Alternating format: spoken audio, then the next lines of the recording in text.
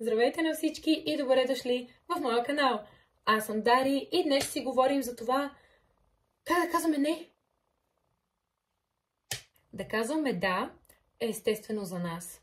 Всички искаме да бъдем полезни, да помагаме на околните, да бъдем в хармония с тях, но понякога в стремежа си да бъдем навсякъде, да помагаме на всеки, просто забравяме за себе си. Преди да започнем с съществената част, искам да кажа нещо. Да кажеш не е отказ за помощ или грижа. Напротив, това е начин да защитиш своето време и енергия, когато просто я нямаш и не можеш да я дадеш. Както и да защитаваш своите приоритети. Понякога, за да сме истински полезни на другите, трябва първо да бъдем полезни за себе си и да се погрижим за себе си. Първо, ще говорим за това, защо ни е трудно всъщност да казваме не. От най-ранна детска възраст сме научени, че съгласието е добродетел. Да си услужлив, да се вписваш, да бъдеш доброто дете, което винаги помага, което се съгласява. Това е добродетел. И докато порастваме, понякога това нещо може да се превърне в навик и да започнем да се страхуваме, че ако кажем не, просто няма да бъдем приети, ще бъдем отхвърлени, ще разочароваме някой друг или дори ще загубим връзка с някой важен за наш човек. Но ето една идея за размисъл. Може би най-голямото разочарование идва не когато кажем не на другите, а когато го кажем на себе си.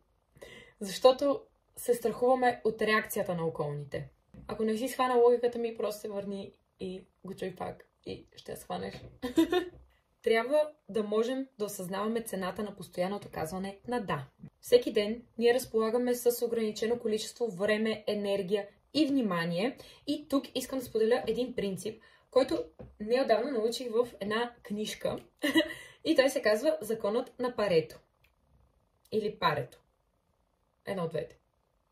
Той гласи, че 20% от усилията ни водят до 80% от резултата. И това означава, че когато разпределим времето и енергията си, е важно да се съсредоточим върху онези неща, които имат най-голямо значение първо за нас, после за околните. Когато постоянно казваме да, по някакъв начин ние жертваме точно тези 20% от дейностите, които всъщност движат живота ни напред. Сега малко личен пример. Имаше един период, в който просто се опитвах да угодя на всички около себе си и поемах допълнителни ангажименти за работа, помагах на приятели, които всъщност не всеки оценяваше това, което правя за тях. И това, че аз отделям времето си, всъщност да им помогна. И така не ми оставаше никакво време за мен. Voice crack. Не ми оставаше никакво време за себе си и за мен. И в един момент осъзнах, че животът ми просто прилича на чаша, която аз пълня, но за другите. И просто не оставям нищо за себе си. Сега, как да кажем не, без чувство за вина? Вярвам, че има изкуство в това да кажеш не. Така че да останеш едновременно искрен и уважителен. Така, нека бъда ясна. Да кажеш не означава да бъдеш груб или безличен. Напротив, то показва, че ти уважаваш времето и енергията си достатъчно, за да бъдеш честен както към себе си, така и към околните. Тук искам да отбележа, че хората, които ценят твоето време и твоята енергия, ще разберат, когато си възпрепятстван или когато просто нямаш достатъчно енергия да им помогнеш, да свършиш нещо или да направиш нещо. И тези хора няма да те осъдят, няма да те накарат да се чувстваш виновен. Затова отново се връщам на важно с какви хора се обграждаме. Отношенията ви не зависят от едно не. И ще ви дам един пример. Когато някой ви помоли за нещо, но вие просто нямате време, нямате енергия, просто не можете да му помогнете в този момент, просто му кажете: благодаря ти, че се обръщаш към мен, но в момента обаче нямам възможност да ти помогна.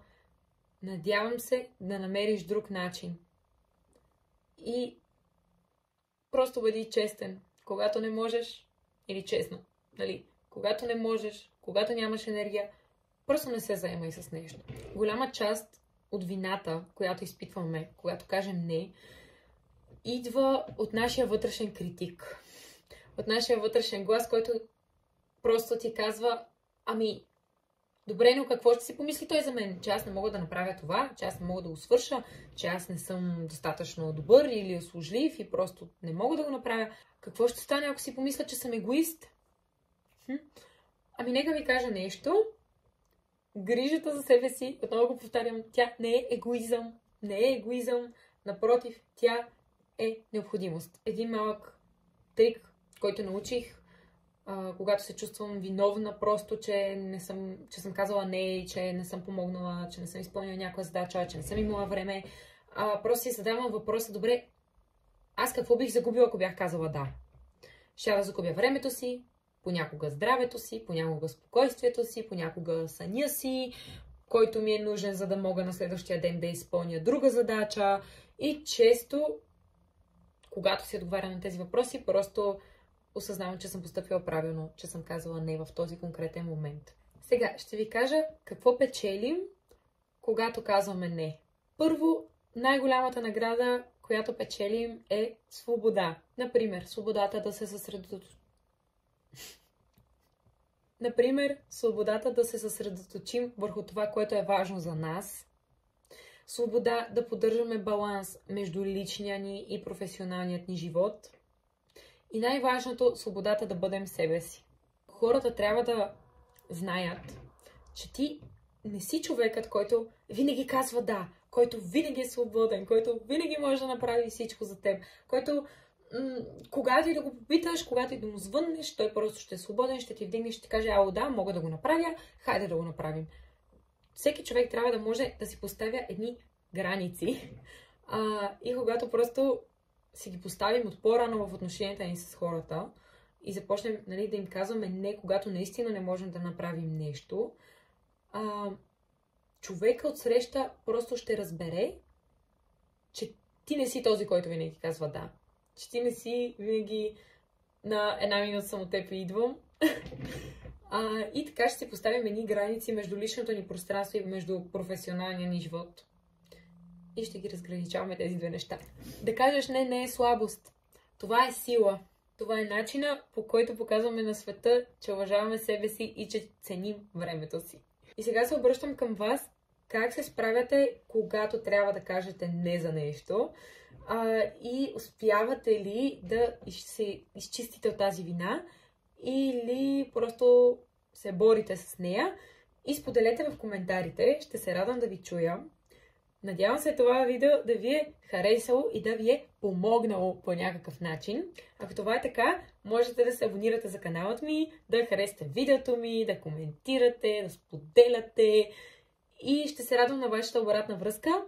Благодаря много, че ме слушахте и до следващия епизод.